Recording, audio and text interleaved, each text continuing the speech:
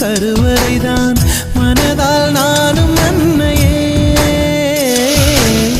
மறவேன் என்றும் உன்னையே.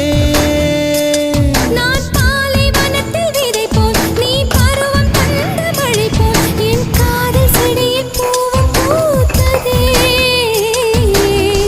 உன் விழி திறந்திருந்தால் விடியலி தேவையில்லை.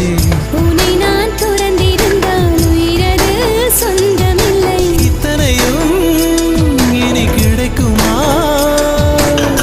கிடைக்கும் கிடைக்கும் நான் கூட சொல்கிறேன். அழகே பிரம்மனிடம் மனு கொடுக்க போயிருந்தேன்.